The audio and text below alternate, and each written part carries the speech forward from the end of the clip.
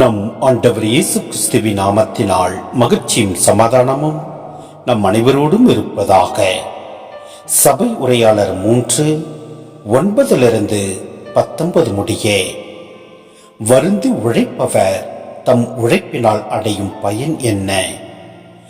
மனிதர் பாடுபட்டு உழைப்பதற்கென கடவுள் அவர் மீது சுமத்திய வேலை சுமையை கண்டே. கடவுள் ஒவ்வொன்றையும் அதன் காலத்தில் செம்மையாக செய்கிறார். காலத்தை பற்றிய உணர்வை மனிதருக்கு தந்திருக்கிறார்.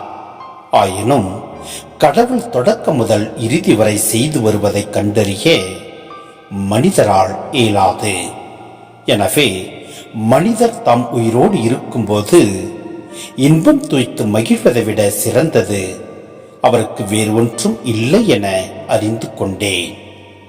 உண்டு குடித்து உழைப்பால் வரும் பயனை தூய்க்கும் இன்பம் எல்லா மனிதருக்கும் கடவுள் அளித்த நன்கொடை. கடவுள் செய்யும் ஒவ்வொன்றும் எப்போதும் நிலைத்திருக்கும் என்பதை நான் அறிவேன்.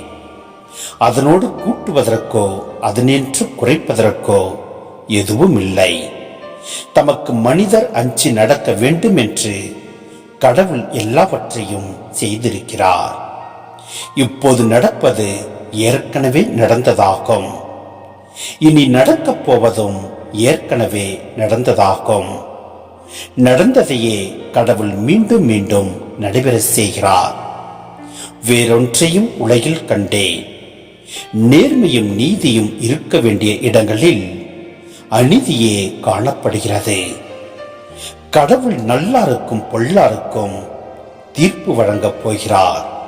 ஏனெனில் ஒவ்வொரு காரியத்திற்கும் ஒவ்வொரு செயலுக்கும் அவற்றிற்குரிய காலத்தை அவர் குறித்திருக்கிறார் என்று எனக்குள் சொல்லிக்கொண்டே.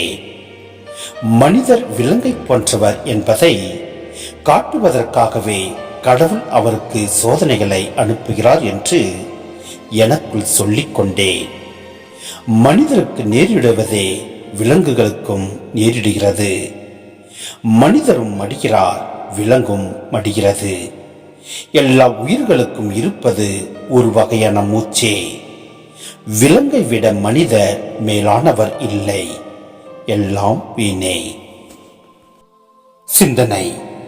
கடவுள் மனிதரை தம் சாயலாக படைத்தார். அனைத்து படைப்புகளையும் ஆளும்படி அவர்களுக்கு பணித்தார்.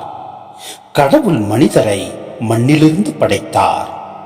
அவர்கள் அவருக்கு பணி புரியும்படி கட்டளையிட்டார். எனவே மனிதர் தம் வாழ்வுக்கு கணக்கு கொடுக்க வேண்டும். மற்ற படைப்புகளை பயன்படுத்துவதற்கும் அவர்கள் கணக்கு கொடுக்க வேண்டும். மனப்போன போக்கில் வாழ முடியாது. உழைத்து இறை விருப்பத்தை நிறைவேற்ற வேண்டும். எல்லா உயிர்களுக்கும் இருப்பது ஒரு வகையான மூச்சே. இறப்புக்கு பிறகு மனிதனுடைய முடிவு என்னவாக இருக்கும் என்று கடவுள் வெளிப்படுத்தவில்லை.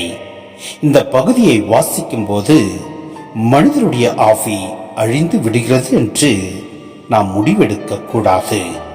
புதிய ஏற்பாட்டின்படி, அதாவது மத்தேயு 10:28 ஆன்மா அழிவதில்லை என்று இருப்பதை நாம் பார்க்கின்றோம். எனவே நம்மை படைத்த நம் ஆண்டவருக்கு நன்றி கூறி அவரது வார்த்தையை கடைபிடித்து வாழ்வோம். எல்லாம் வல்ல இறைவன் நம்மை நிறைவாய் ஆசீர்வதிப்பார்.